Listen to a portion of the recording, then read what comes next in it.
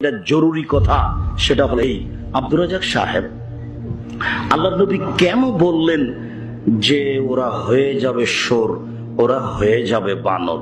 তিনি কেন বললেন না ওরা হয়ে যাবে কুকুর শ্রীগাল? এটা বললেন না কেন? আল্লাহ রাসূল সাল্লাল্লাহু আলাইহি ওয়াসাল্লাম কেন বললেন না যে ওরা হয়ে যাবে সাপ ব্যাঙ? কেন বললেন না যে ওরা হয়ে যাবে গরু ছাগল? এই কথা কেন বললেন না? শোর আর বানর কেন বললেন?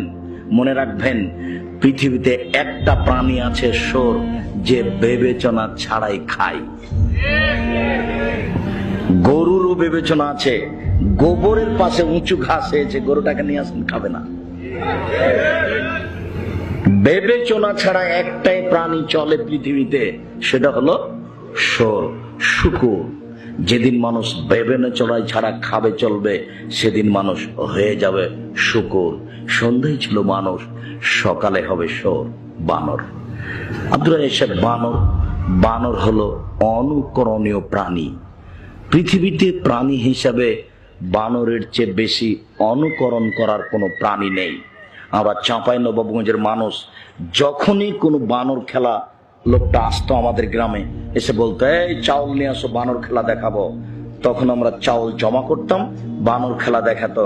এক পর্যায়ে লোকটা বলতো, এই নতুন বউ কিভাবে হাঁটে রে? তখন ঘোমটা দিয়ে বানর দেখাতো, তার মানে বানর অনুকরণ করতে পারে।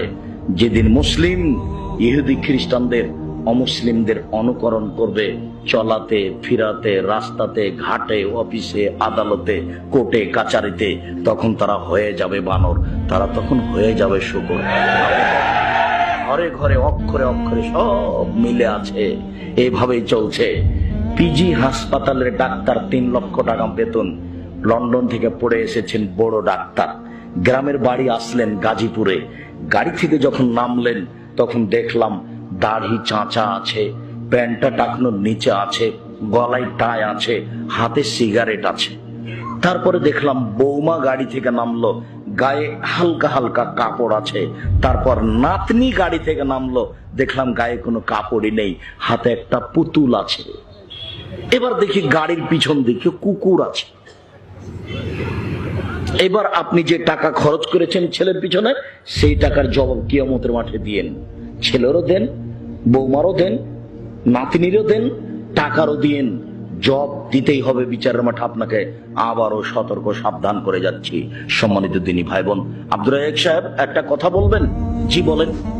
আপনি যে বলেন বিড়ি, তামাক, জর্দা, সিগারেট গুলো সব হারাম, এগুলো মদ, এটা কিভাবে? আমরা তো বুঝতে পারলাম না, এটা একটু স্পষ্ট